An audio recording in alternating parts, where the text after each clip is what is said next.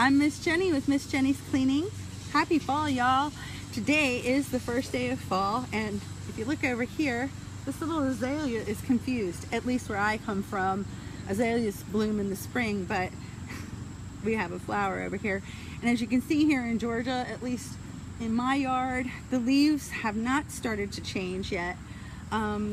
Maybe some of the states further north, the leaves have started changing, but I know in Maryland, where I come from, peak season's usually like the second weekend in October, and I know that because in Thurmont they have Color Fest. Always, it starts on the second weekend of October, and that's to correspond with when the leaves are the prettiest. So it's still a little early now, but I wanted to make this video because, you know, time goes very quickly, and today really is the first day of fall. So what I'm going to talk about today is, I actually am going to do two videos. This one is about outside things that we do to clean up our yard and our house in the fall, getting ready for the winter.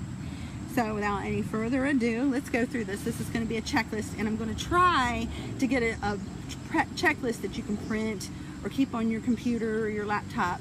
And when I do that, I'll put that in the description below. Okay? So for outside,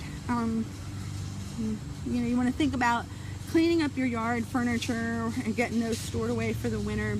The toys that the kids have that in the yard that they're not going to necessarily use through the winter, get those cleaned up and put away. This is a good time for that before it gets too cold.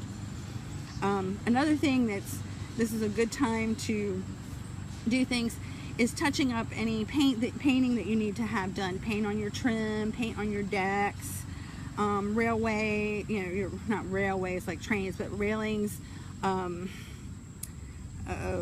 anything that, you know, has faded or started to chip and so on and so forth.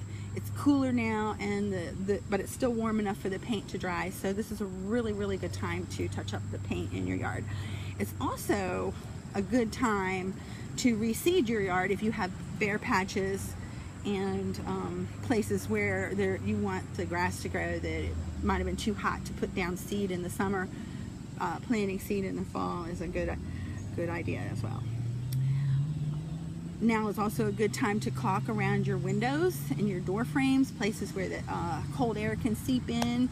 You don't want the air to escape, you know, your heat to escape through the winter. You want to cut down on your drafts. So this is a really good time to caulk around those leaky spots. It's still warm enough that your caulk will dry.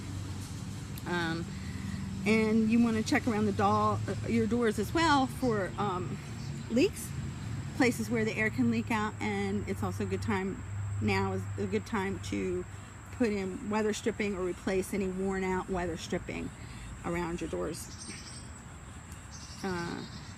It's also a good time now to wash the outside of your windows. We just had a really big job last week where we washed all the outside windows in one of my customers' houses, and it's a good time. This is also, I'll talk about it more in my second video, but getting your windows clean right now. The sun is still a little bit strong, you know, so it lets the light in.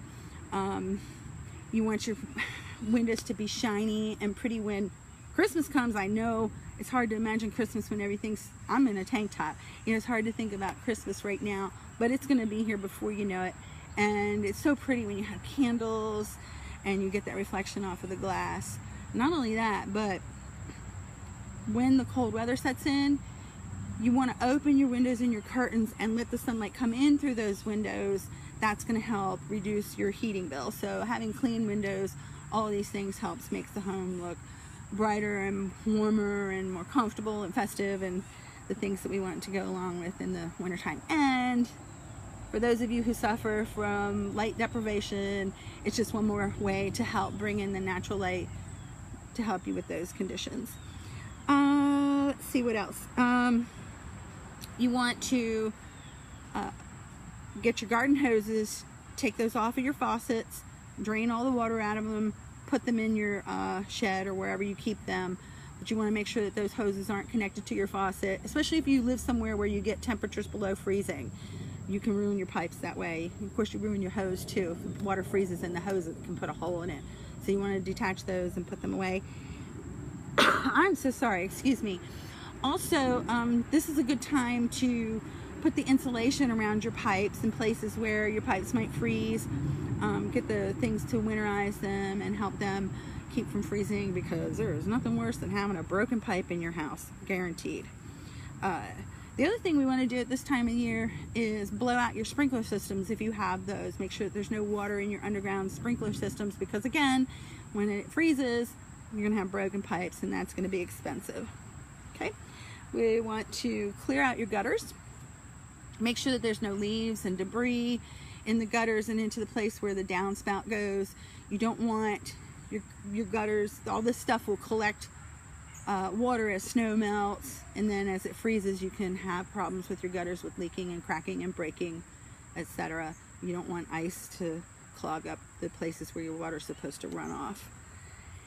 And this one's really important. I have posted articles on my Facebook group about this, but two things that you want to make sure are really, really clean right now. One of those things, and I guess this kind of really goes into the inside, but I'm going to include it in this video. Clean out the dryer hose from your dryer. Make sure that there's not an excessive amount of lint in that hose. Check outside where your vent goes out of the house to make sure that there's no bird nests or any other like little critters who have gone in there and built their nests through the summer, because that can be a fire hazard. The other thing is, if you have a fireplace in your house or a wood stove or something where you're having an ignitable fuel that you want to warm your house or feel cozy and all the things that we do in the wintertime that involve fire, have your chimney inspected, get your flue, and get your chimney cleaned, because that buildup of creosote in the chimney can also catch on fire, and I've seen that happen. It's not good. Okay, so that's my list. Thank you so much for watching my video, as always, and if you like the video, please don't forget to give me a thumbs up. If you like this, you want to see more, please subscribe. If you have any questions and comments, I always respond. Please put them in the comment area below, and I'm going to be working on getting that printable form for you and where you can find that, and that link will also be in the description below. Have a great day, stay safe, and stay clean. Bye.